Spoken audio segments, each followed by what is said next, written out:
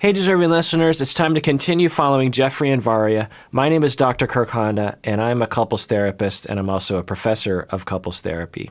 At first, I didn't think I was going to talk about Geoffrey because of the allegations of domestic violence that have come out against him, but then I thought it might be a good opportunity to talk about domestic violence, intimate partner violence, high control relationships by watching this and reacting to it. Now, I will say that the allegations are pretty bad. He has been accused by, I think it's just internet stuff that I've read. I'm not an investigator. I'm not someone who works in with the police or anything like that. So I don't know. But what the internet says is that Geoffrey has been accused by 3 of his past partners of being violent with them and kidnapping and sexual coercion, these kinds of things.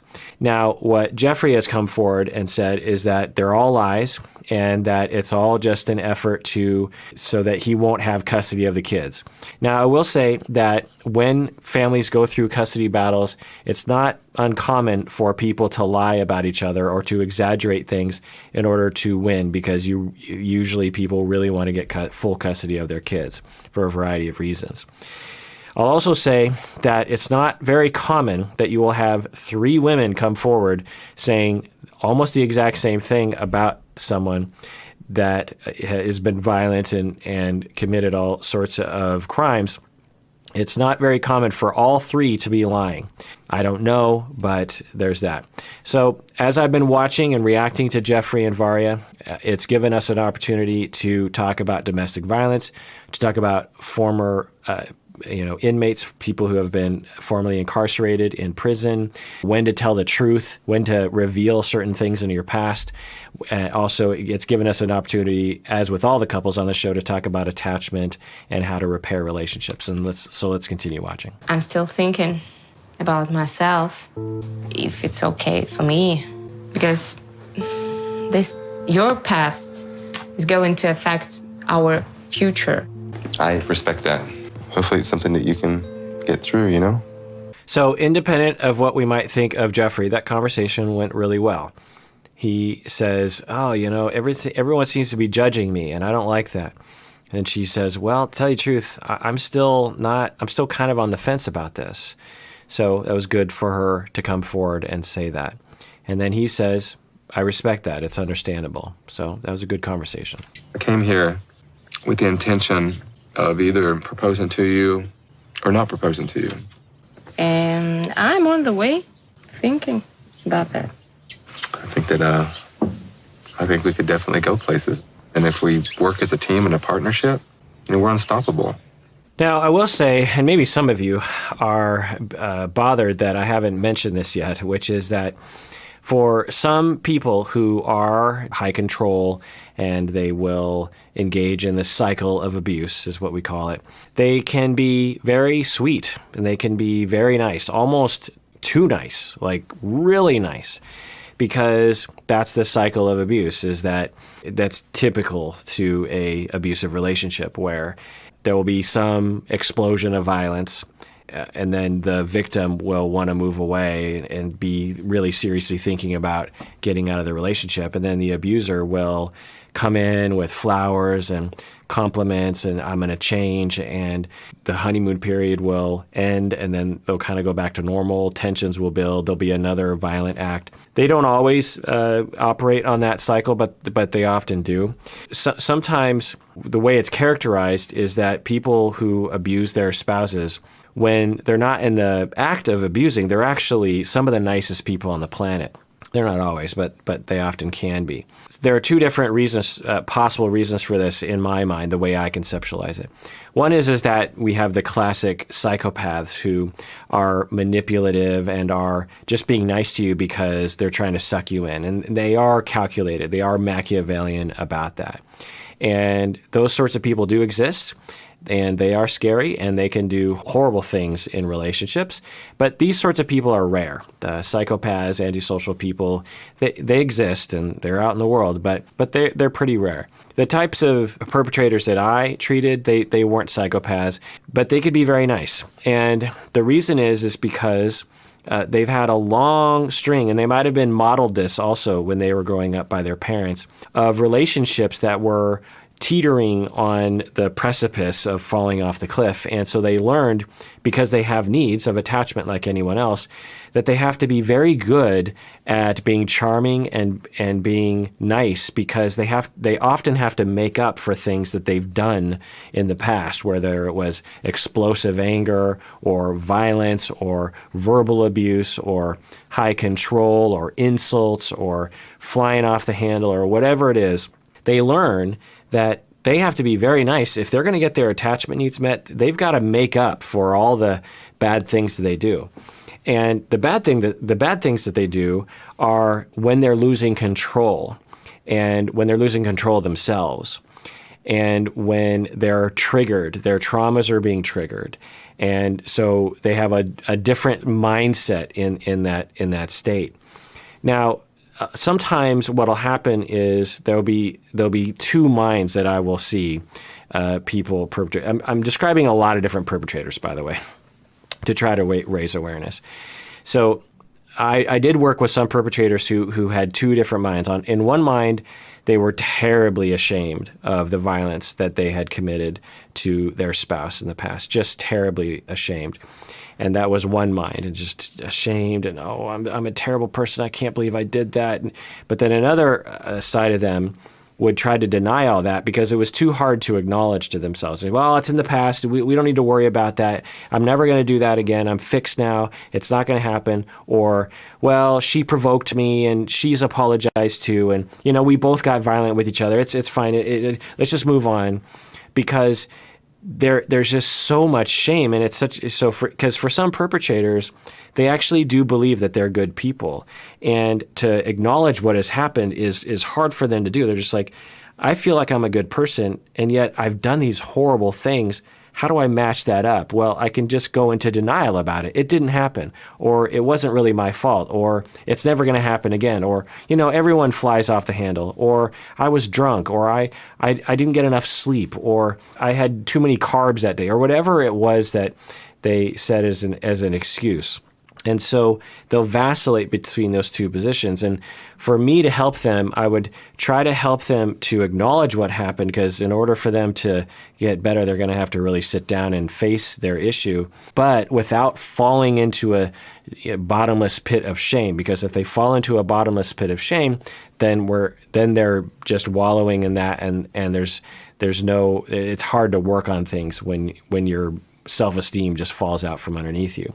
And so there would be this dance that we would do, and we just slowly work our way down the road. And then eventually we would get to a place where they could just admit it. That was the nice thing about working in group therapy with perpetrators, is you would see different people at different stages of the treatment, where you'd have your guys who would be in their first month, and they're just like, I don't know why I'm here. I don't need to be here. This is all BS. To be forced into therapy, I don't have a problem.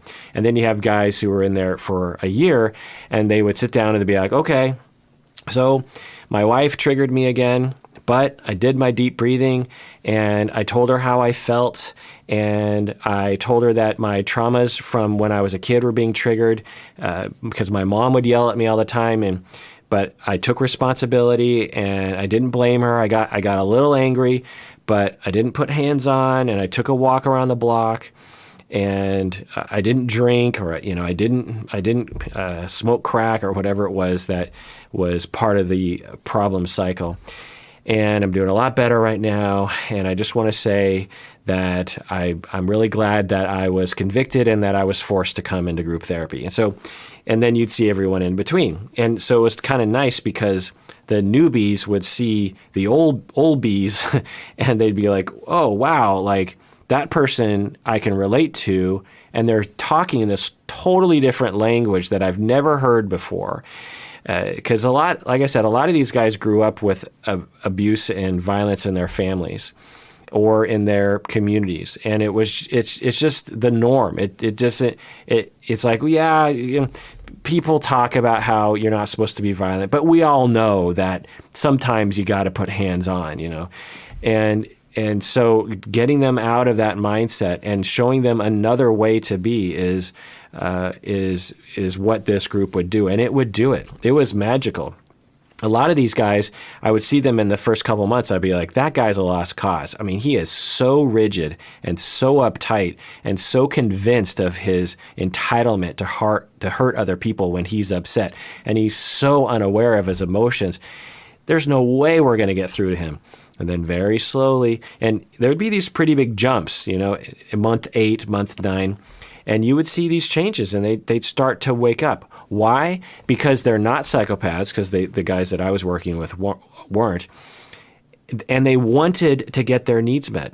They wanted acceptance. They wanted to have a loving relationship. They wanted to communicate their traumas and their hurts and their fears without resorting to violence. But they were taught that's how you deal with your emotions. They were taught that that's what men do. They were taught that to do it any other way is to subject yourself to further victimization. So they didn't have any other way of dealing with it. And so when we would walk through it and we'd give them other ways of dealing with it, other ways of investigating their emotions, they would recover. And sometimes it took longer than a year. Sometimes there were years of therapy after that. So it wasn't always just 1 year of therapy, but it could work. Getting back to my original point is that it's possible, because watching Geoffrey, I don't know, my take of Geoffrey on this show is that he's very nice, but that doesn't mean that he isn't also prone to violence and high control when he is triggered in an intimate relationship, particularly when the relationship isn't very secure. I don't know about Geoffrey. It's all allegations on the internet. But it's possible that for some abusers, when the relationship is in question and they're not really quite sure if it's going to work, then they really work hard to push aside any kind of impulse of violence and control. And they'll be extremely nice to you. Some of you out there have been in the past in abusive relationships, and you might recall in the beginning of the dating process that not only were they nice, but they were really nice. And that brings me to that point earlier where I was talking about how they learn over time that if they're going to get any of their attachment needs, they've got to be super nice. And so their skills of being nice get increased. But like I said, there's a difference between that of someone who has the non-psychopathic personality and they have traumas that are being triggered and they were modeled bad behavior and they don't know another way to deal with their emotions. They don't know another way to deal with the worry. Yeah, let me give an example. So for all of us in a relationship, let's just say, let me just think of a common jealousy moment. So your spouse usually comes home from work at 5 o'clock, let's say, but it's 5 o'clock, spouse hasn't come home. 6 o'clock, you start texting. Where are you? No response. 7 o'clock, start texting. I'm really worried. No response. 8 o'clock, 9 o'clock. 10:30, they walk in the house, they're intoxicated. And you're like, where were you?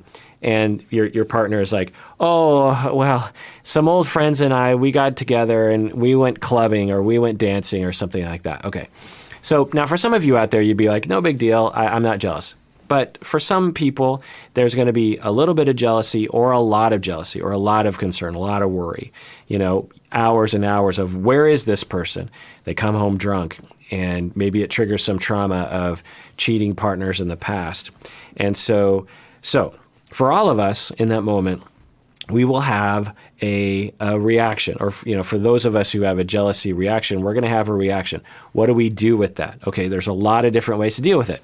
On the healthy side, one would say, well, what's the chance that my spouse is going to cheat on me? That I have cat hair all over my face because I was cuddling with my cat earlier.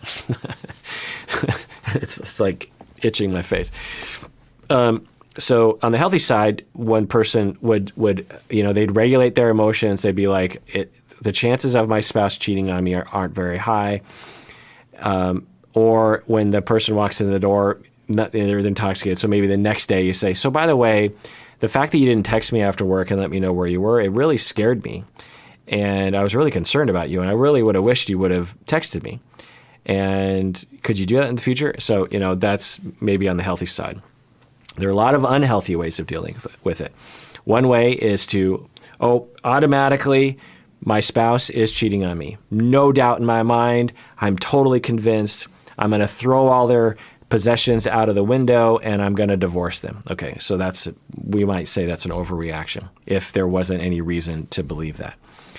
Or the silent treatment for 2 weeks, or passive aggression, like, well, if they're going to do that to me, then I'm going to cheat on them and I'm going to call up my ex and we're going to have sex. Okay, there's a lot of different dysfunctional ways of dealing with it that are related to how insecure and how much traumas, relational traumas that are unresolved that you've been through in your life.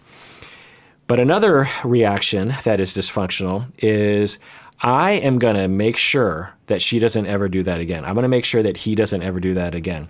And when my spouse gets home, I'm going to let him have it. And I'm going to scare the bejesus out of them because I need them to know that I mean business and that they can't disrespect me that way. They cannot do that to me, okay?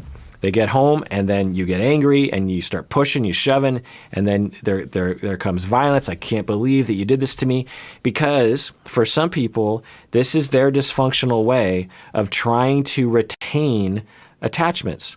In the same way that someone gives a silent treatment, or someone throws all the stuff out the window, or someone passive aggressively cheats in response to the jealousy, there's another way of dealing with the jealousy of just like, I'm going to control it.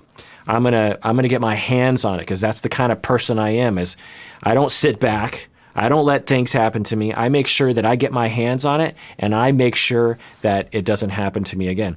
But the person, as with all the dysfunctional behaviors, the people aren't usually aware of what's happening for them. They're just reacting from their secondary emotions. And they have solutions that they think are going to work, but are ultimately not going to work. Because obviously, to passive aggressively have sex with someone, to give the silent treatment, to put hands on someone, that's obviously going to push that person away. But that's the nature of defenses, is that they're there to help us, but they often will shoot us in the foot. Now, I will say that I'm not justifying the behavior. I'm not normalizing it. I'm not saying, well, it's okay to beat your spouse. No. It's a criminal act. It needs to be dealt with. It needs to stop. It's happening way too much around the world. And a lot of people, a lot of victims are not allowed any kind of support or any kind of help. So I'm not normalizing it.